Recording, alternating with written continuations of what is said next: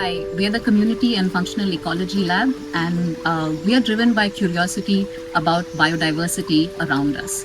So we try to understand why is it that some species are found in some places but not in other places, and how species come together to form what we see as a community.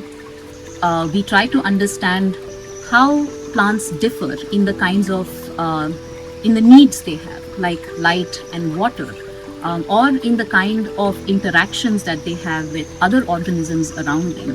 For example, what birds eat the fruits of plants, what kind of insects eat the leaves of plants, or when plants are in the soil, how they interact with microorganisms such as fungi that can help or hinder them. And many of these, the response of plants to conditions of light and water or to other organisms depends on the characteristics that they have, the way their leaves and stem and roots look, how well they try to use light, how much carbohydrate they can fix. And all of these are called traits which help us understand, in sum, the astonishing diversity of plants that we see on Earth. From the tropical, wet and evergreen rainforests of Western Ghats and dry deciduous Eastern Ghats to the high elevation, fragile mountains of Western Himalayas, we see astonishing diversity in plant species. All these systems differ in many ways, such as temperature, light, soil moisture, nutrients, and rainfall. All these factors play a major role in determining what kind of leaves and flowers these plants produce and how fast they grow.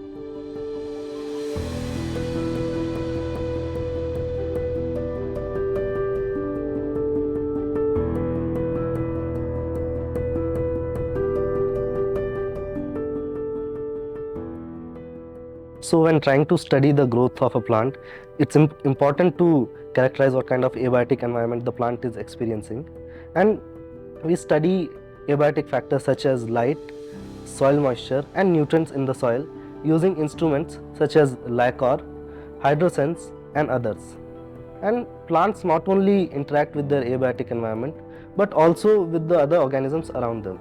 And these interactions can be either beneficial or harmful for the plant. For example, when a plant is interacting with rhizobium, rhizobium supplies plants with nitrogen and rhizobium gets sugars from the plants in exchange. And this exchange is beneficial for both plant and rhizobium. But there are also organisms such as pathogens which cause disease to the plants and insects which eat the plant. Although these interactions are negative, but they also play a critical role in maintaining the balance between different species in the ecosystem, and they contribute to the maintenance of diversity. We study these biotic phenomena by a number of approaches. For example, we do DNA sequencing for microbes present in the soil. We also study the fungi interaction with plant roots and seed to better understand their life history. We also study the herbivory rate, which means the amount of seedlings eaten by the insects. So while insect eat a seedling, it have to face different kind of chemicals. We also study the cocktail of chemical defense produced by plants. The urgent need to protect our landscape and to understand the fundamental working of how organisms work together to make an ecosystem brings us together here at Cafe Lab.